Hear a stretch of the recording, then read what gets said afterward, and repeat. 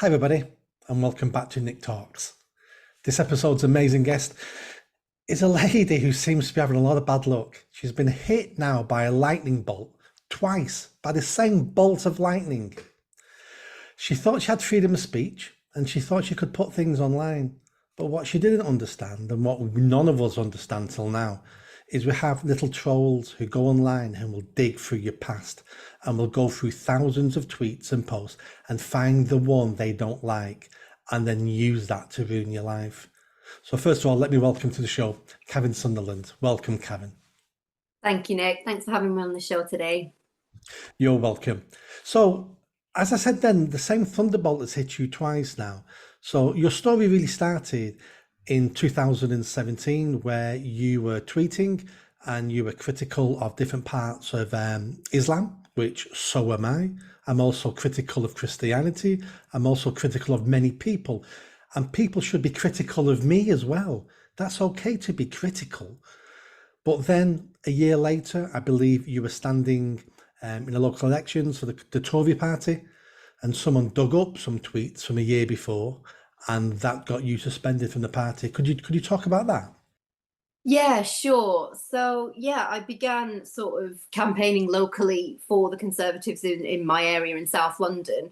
And then I was contacted by central office to stand as a candidate. And I thought, well, zero chance of winning in this Labour stronghold. But, I'm passionate about participating in democracy. I think it's important.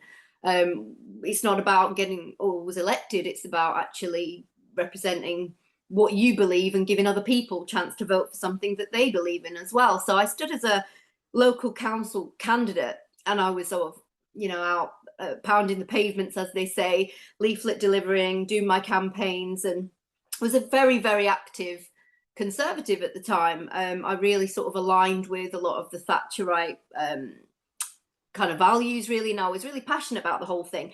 And I use, like a lot of people do, especially in politics, I use Twitter as a platform to promote all my activism and campaigning, and generally it was like a political Twitter account, really. And I'm someone that loves debate.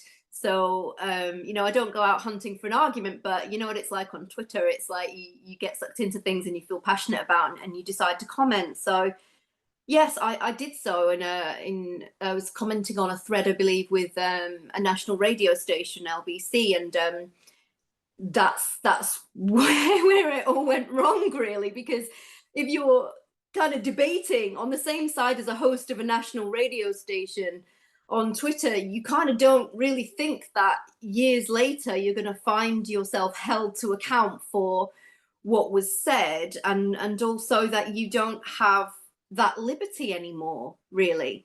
And it feels like I'm currently serving a life sentence for that exchange, that Twitter thread of that time that you refer in 2017. So, yeah. So that got you suspended from the Tory party. So you ended up not standing for them. And then, like most people, you put it behind you. I need to move on. So you moved on.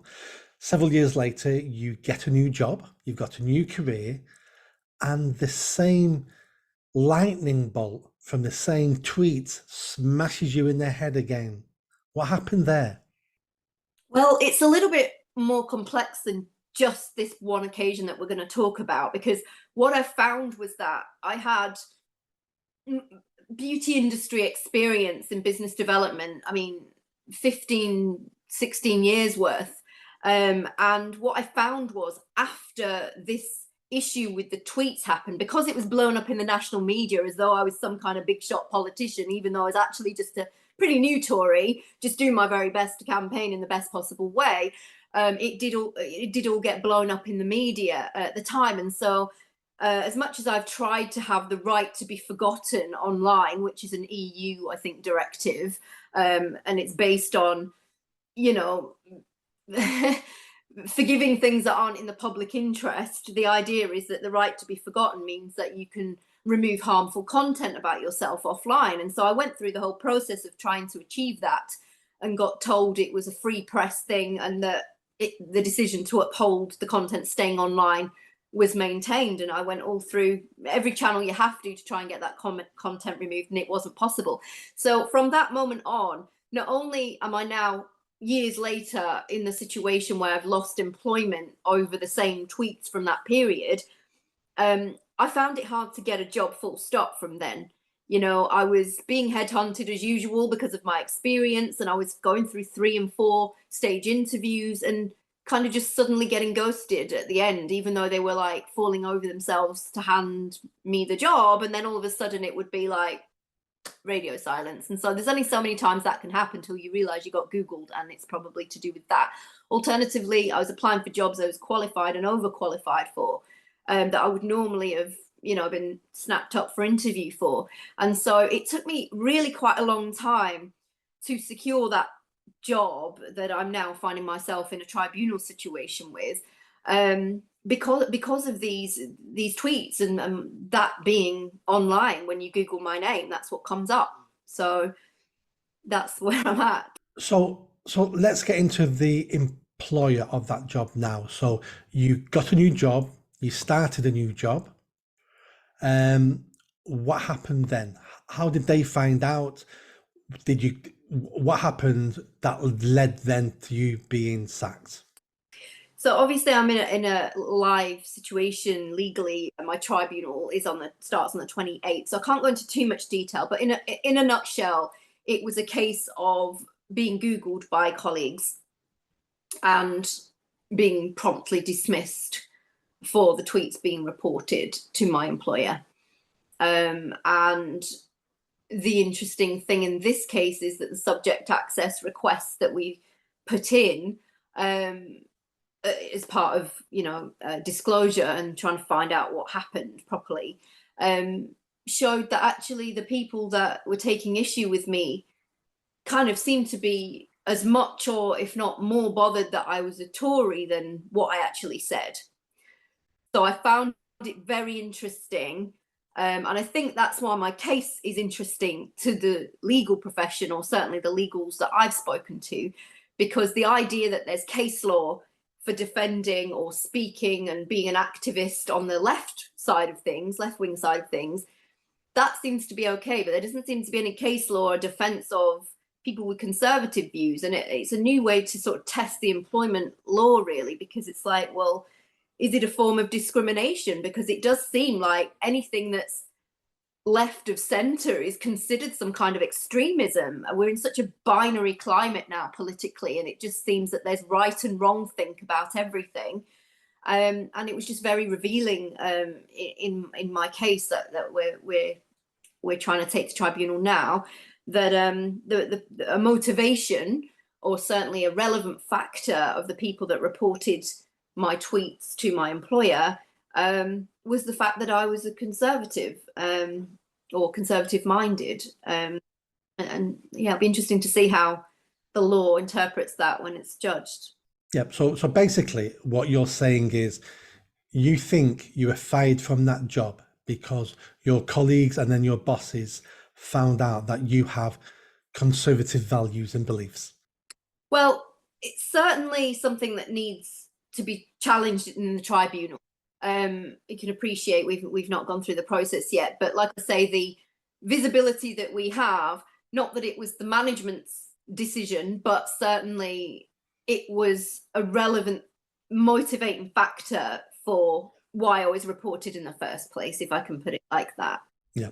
Let's end the court case thing there, because I'm nervous that I'm going to end up getting you saying something, or you're going to say something. It's a live court case, and we don't want to get into that. Once it's done and dusted, let's have another chat and we can go right into the details then. But that's the end of that now.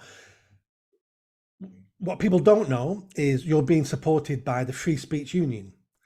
I am. And the Free Speech Union, I think, is fantastic. They were the ones who saved me and my life 2 years ago, going on nearly 3 years now. I got sacked for criticising Black Lives Matter.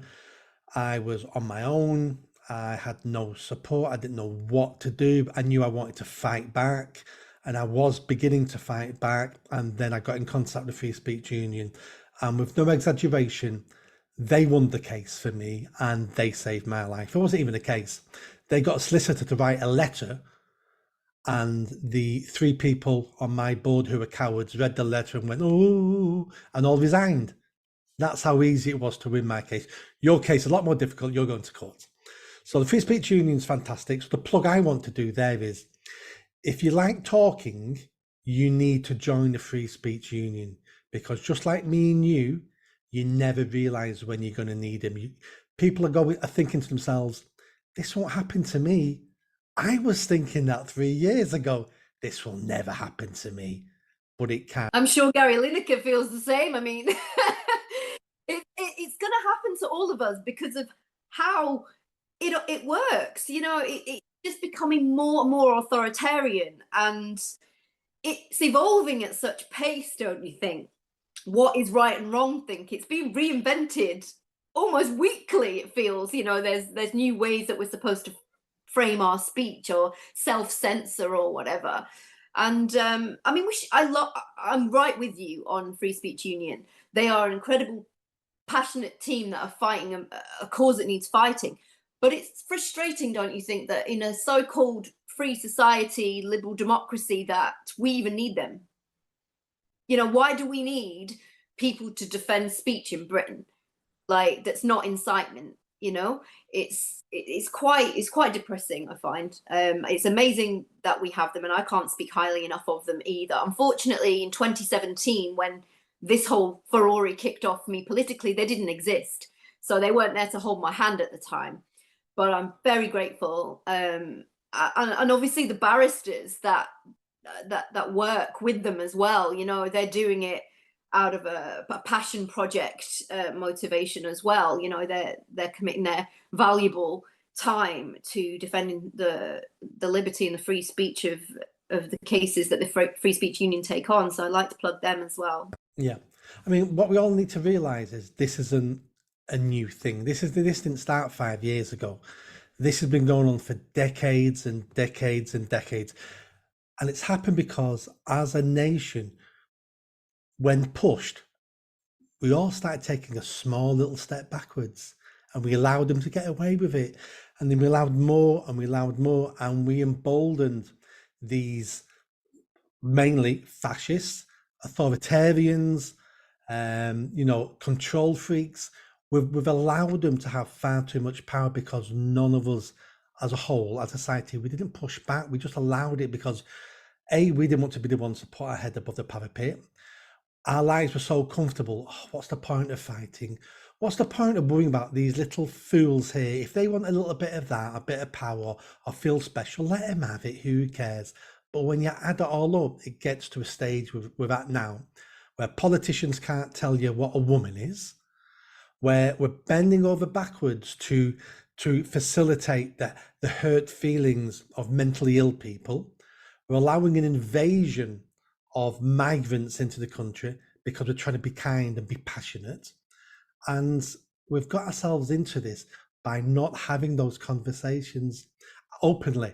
All those conversations have been going on, but they've been going on underneath the carpet where no one can hear it. And the resentment's been building. And if we're not careful, that resentment will come to the fore, and we'll have trouble. That's what free speech prevents. It prevents evil little people having causes that they whip stuff up about, where if you've got free speech, it gets put out into the open, and other people can pull those ideas down, and they realise then that they're a minority of 8, and we've lost that ability. I completely agree. And it just seems like we rob liberty from one individual or section of society to give to another and call it equality. And it's like, no, democracy asks us for tolerance when we disagree, and debate is the equalizing factor and the civilized way of dealing with things. And comedy is another victim of all of this as well, as you know, many people have alluded to that are on the sort of pro-free speech side of opinion. But I just find it really, really frustrating now that we have allowed it to get as bad as it is, to the point where, you know, an employer's social media policy, for example, or just the way that they deal with things like what I'm going through at the moment, it's just kind of just kowtowing to the fear agenda, that, or the, you know, you're an ist or a phobe or a something, and and it's proved highly successful for, you know, various different like say totalitarian factions in society, of which there are all sorts now, to just actually silence dissent or silence criticism and kind of make challenging opinion be framed as hate. And it's just, it's emotion now over fact. Everything is feeling over fact, and now that is hate and harm, and you know, it's all about psychological safety, and you know, it's not the way that society like ours has progressed. Silence is violence. Yeah, we had it right in the first place. I mean, you know, there's all sorts of contentious views out there, but you know, you're not. I just feel like that we've got to a point where people will say, you know, quite a common thing for people to say is that, well, yeah, you've got free speech, but not consequences, not no consequence. And it's like, well, that's not free speech. Just because I'm not being flogged or going to prison doesn't mean, you know, that the idea that I must serve a life sentence for saying something in 2017, and now in order to get employment, you can't step out of a narrative. That's not a free society, in my opinion. And you know, that is where, like you say, resentments build up. And what I would like to point out as well is that I've noticed more often than not, the people trying to continue to punish me or certainly take action about my tweets, they are not actually people from the community for which I was debating on, you know, I was debating Islam, as you alluded to earlier. It's these virtue signalers, these kind of not even related to, they've got no vested interest in debating what I have said, which is why they don't, because they can't debate it, because they know very little more often than not about the subject. They just think, she said that, so she must be X, Y, or Z, and I am a morally good person if I ruin her life.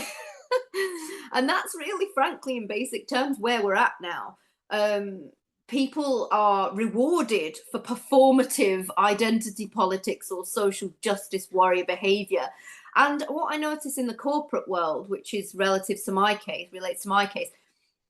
is that it's no longer good enough now to just be silent. You have to perform, whether it's putting pronouns on your email signatures or whether it's, you know, actively being involved in X, Y, or Z, or the way that they use marketing campaigns to virtue signal.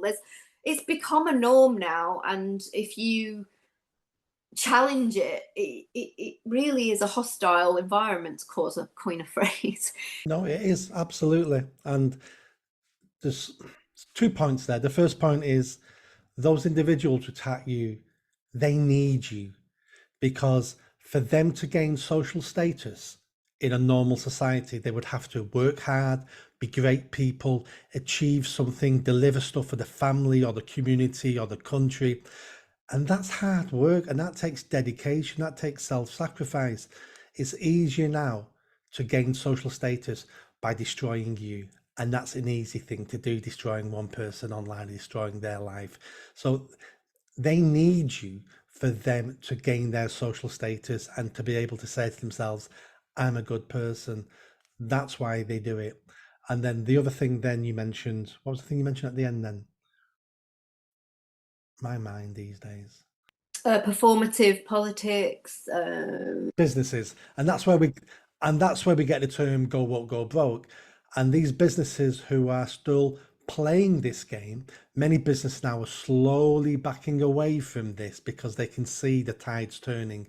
And let's be honest, businesses are there to make money. If they think doing X and Y will get them more customers, they don't have to believe in X and Y. They'll do X and Y because it makes more money, gets more customers. You look what's happened to Disney, you look what happens to these other companies. Businesses now are slowly, and some are not yet, but will slowly start backtracking. It'll take time. I think we're winning this battle. I think the biggest plus we've had in the last couple of decades was Black Lives Matter. They did us all a community service by coming to the fore.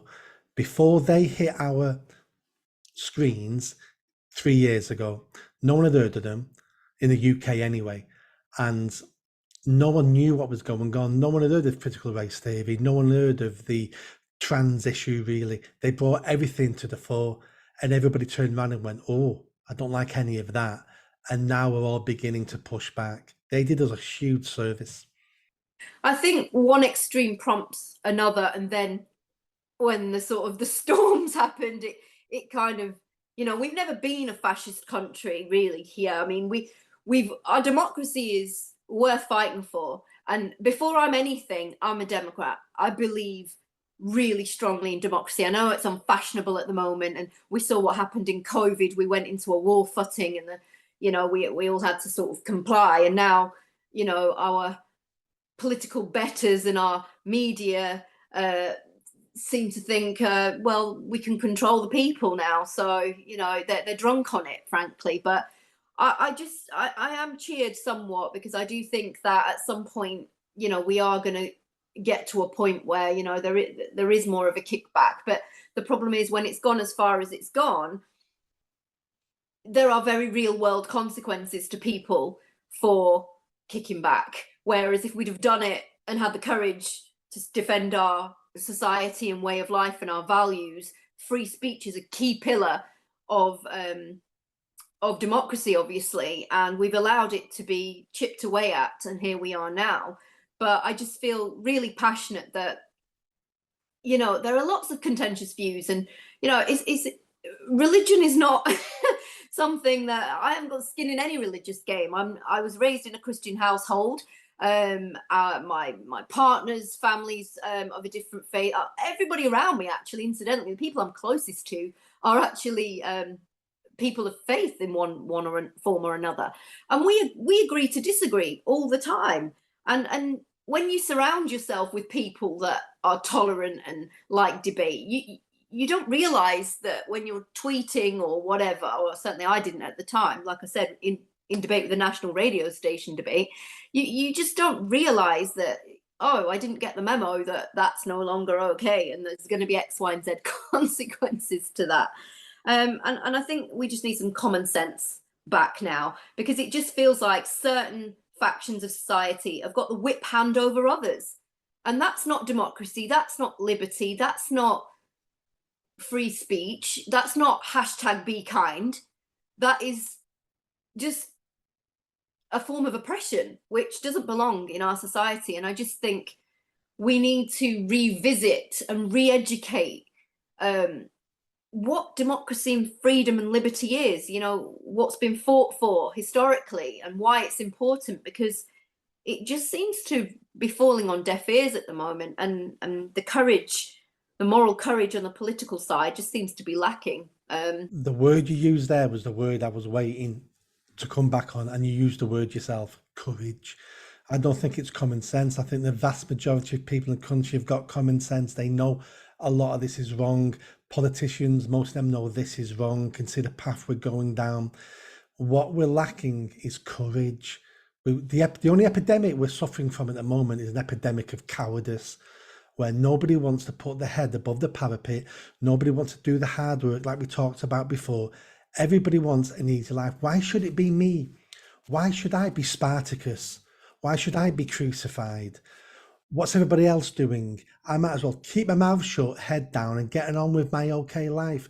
But that's wrong, because they will eventually come for everybody. Do you know, you say that, Nick, but I think that's just how it's, certainly the pain of cancellation, as you well know, is real. And you learn very quickly who your friends are, and there's all sorts of really, really tough things to deal with when you are cancelled. It is not a right-wing myth. Cancel culture is absolutely a thing. But what I've been cheered by is, you know, I've launched a crowdfunder to fund my legal case with the FSU. And what's putting the wind in my sails at the moment is the comments that I'm reading in support. I've had over 500 donations at a time when we've got a cost of living crisis. So whether someone's given me £5 or £100 or whatever, I mean, that to me, I can't tell you how much it's meant when 4 years later I've been sort of slapped all over the place for, you know, punished and punished and punished and punished for this sort of lifetime sentence that I seem to be serving for what I said. And notably, I would like to point out, in part apologized for, but as the Free Speech Union and, you know, likes of Toby Young will say, the worst thing you can do is apologize. It is not the way forward, actually. And in hindsight, you know, Hindsight's great because it's hindsight. When you're under that pressure and you're under the spotlight and you don't have experience of this, of course, most people apologize. You want it to end and you apologize hoping that will make it end, but it doesn't. The people attacking you go, we smell blood, we're coming after you harder now. That's what they do. But it's human nature to apologize because you think you've upset people. So a good person then apologizes, but we're not dealing with decent it's people. not a level playing field, Nick, is it? Let's be honest. That's the issue. If there was logic and rationale behind all of this, I can get down with that, you know. And also, gosh, imagine being a young person now. I mean, I'm in my 40s, but I grew up with free society values as far as I'm concerned. That's why it came as such a huge shock to me that what I grew up with is no longer the climate that I find myself in. But imagine being a young person now, scared of your every written and spoken word. And you're almost a brand now, aren't you, as a young person? You almost have to portray a certain, you know, brand with this whole identity politics malarkey. And I just feel bad for the younger generation, really, where they're sort of this mono think that we're all being coerced into cooperating with. It's not healthy, you know. It just feels like there's a new flat earth agenda, so to speak, where it's like, well, if you're not on board, you're the enemy. It's basically now, do as you're told or else. And that's not a society we want to live in.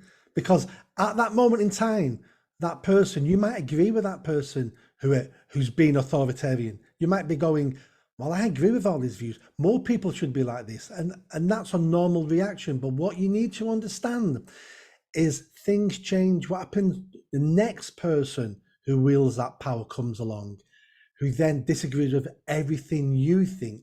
You then become the victim. We need to understand that when we invent a weapon, eventually your enemy gets hold of that weapon as well, and it will be used against you. Absolutely, couldn't agree with that more. Let's end on your fundraiser, because what people need to understand is the Free Speech Union supporting you and doing lots of work. But when you go into court, it costs money, and it costs a lot of money. So you're fundraising, crowdfunding to get the money to cover barrister costs, court costs. How's that going? And I will put the link in the description of the video so people can click on that and donate. People, please donate to Karen. If you don't have a problem or you're not brave enough to fight back yourself, this is a way for you to sneakily fight back. It's by supporting people like Karen. Because if she wins this court case, do you know what? We all have extra protections in law. Then all of us get extra protections in law. It's in your interest to support Karen. So tell me about your fundraiser. Thank you, I will. Yes, so I'm very cheered to update you on this. I've managed so far to raise £21,500 in, I think, 3 weeks or so, 3.5 weeks. So it's been promoted through the Free Speech Union to their membership and their audience, and obviously on their social media and things like that. And I'm just so grateful that people, you know, that care about free speech, and also people in my own community and friendship circle and political friends and things like that have donated. And so we have actually managed to raise what was a stretched target. But what I would like to say is that if you care about free speech, your donation will be going towards the free defense of free speech. It's not, you know, just going to go into thin air or just, you know, not be used for that cause. So I think I've got 3 more days live on the crowdfunder until it's due to end and close. So take a look at it. It summarizes my case and the central points of it. And also, like I said earlier, there's a lot of other comments on there and people have expressed why they're supported, and you might feel the same as well. And if you, I appreciate it's tough times at the moment for a lot of people. But if you are, no donation is too small.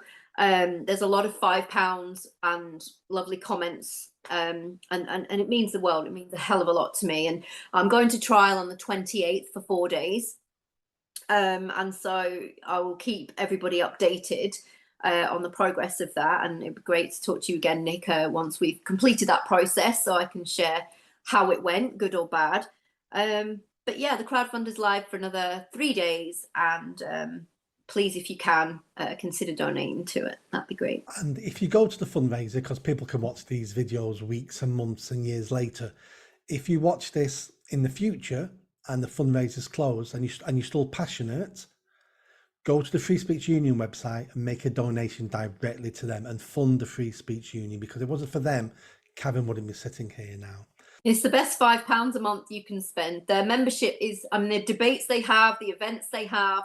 I'm not just a member because I need them. I really value work that they do, and everything they do to promote free speech. So, yeah. Absolutely.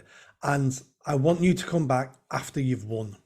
So not after the court case ends. I'm telling you, after you win, I want you back, and let's talk about the case, and let's talk about how you have changed the law for everybody else in the country so they have more protections, because you had the bravery to stand up and go, I'm not having this. I'm not having it for me. I'm not having it for anybody else. And when you win, you'll be getting a big thanks off me.